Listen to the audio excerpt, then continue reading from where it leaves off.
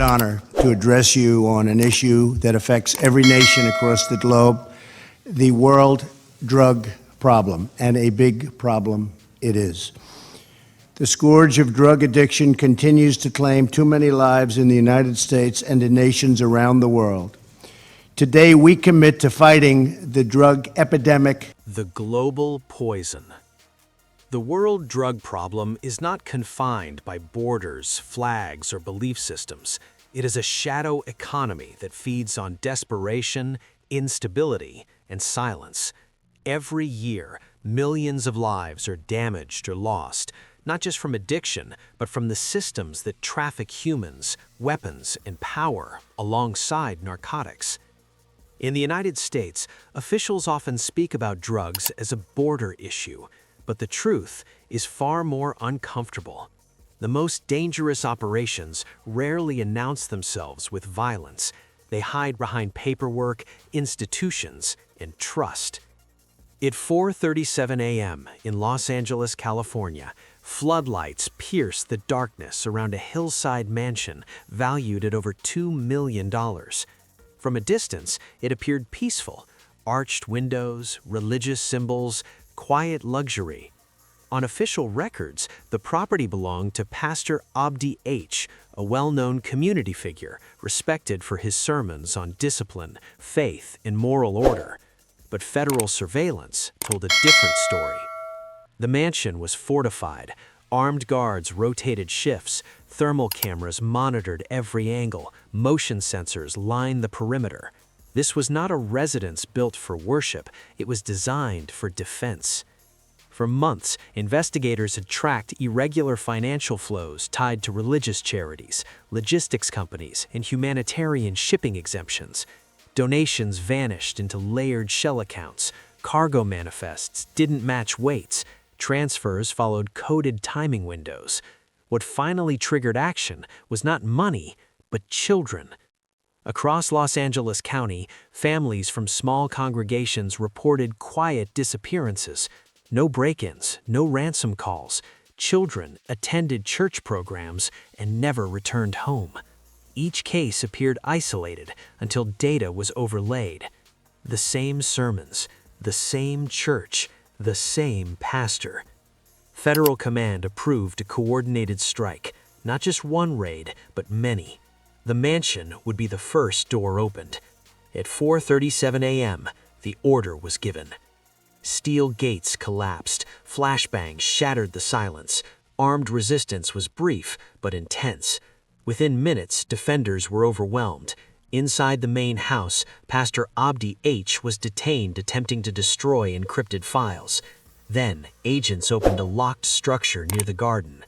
Inside were 23 children, all under the age of 10. At that moment, the operation changed forever. This was no longer just about drugs, it was about disappearances. Millions of people pour into our country from the border, and not anymore. They don't know. Nobody comes in actually anymore. But under the Biden administration, 25 million people came in, and they came from prisons and mental institutions, and they were drug dealers, and all sorts of people came. Children behind the walls. The discovery of the children transformed the raid from enforcement to rescue. Medical teams moved in immediately. Some children were dehydrated. Others were silent, conditioned not to speak. None had school records. None had medical histories. Digitally, they did not exist. Investigators reconstructed the intake system with disturbing clarity. Parents were never threatened. They were persuaded. Pastor Abdi H. presented himself as a protector, offering overnight prayer programs, discipline retreats, religious mentoring. Struggling families were promised safety, education, spiritual guidance. Trust was the currency. At least 41 children entered his custody through church-related activities. Only 23 were recovered. The rest had been erased. No missing person alerts were triggered because custody had been voluntary. No alarms sounded because paperwork appeared legitimate. Churches and charities became shields, not targets. Agents concluded the mansion was not a destination. It was a buffer, a holding site where children waited until international routes cleared. Evidence seized from the property included shipping schedules disguised as aid manifests, coded ledgers, and priority port clearances. Some containers exited U.S. ports under humanitarian exemptions. The scale became undeniable. What looked like a faith-based betrayal was actually part of something much larger. Statewide fractures. Instead of one sweeping crackdown, command authorized controlled fractures, simultaneous strikes across California designed to collapse the network inward. Warehouses near the Port of Los Angeles fought back. Guards attempted to burn servers. Gunfire erupted in darkness. Power was cut. Data was saved. San Bernardino revealed an unregistered compound guarded like a military site. Fresno uncovered a cold storage facility that operated as a bunker. San Diego exposed armed cells embedded inside residential blocks where civilians slept overhead. 17 locations were hit. 36 suspects were detained.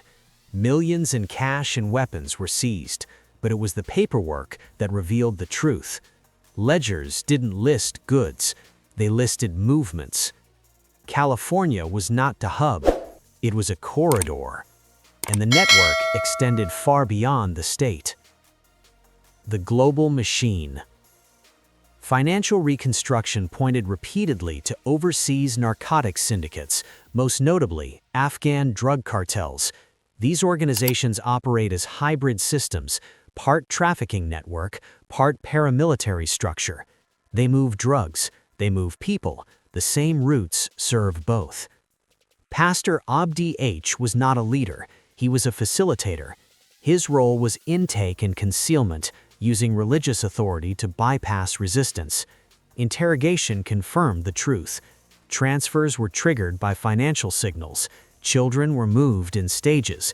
Some had already left the country. One ledger page was marked in red. Those, analysts explained, indicate completed transfers. Abdi H. looked away and whispered, "Those ones aren't coming back." Trust as a weapon. The arrests did not bring closure, they brought urgency.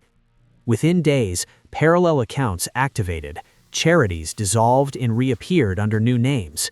New facilitators stepped into vacant roles, many with clean records and respected positions. The system adapted. Federal leadership acknowledged the truth. This was no longer a criminal case, it was counter-network warfare. The lesson was not about religion, it was about exploitation. Faith, charities, and community institutions were not the danger. The danger was assuming they could not be misused. Institutions built on trust must be strong enough to be questioned. The children rescued were survivors of timing. Others were not. The investigation continues, not as a single operation, but as a standing mission. Because somewhere, the network is already trying to rebuild. And this time, federal agencies intend to be waiting.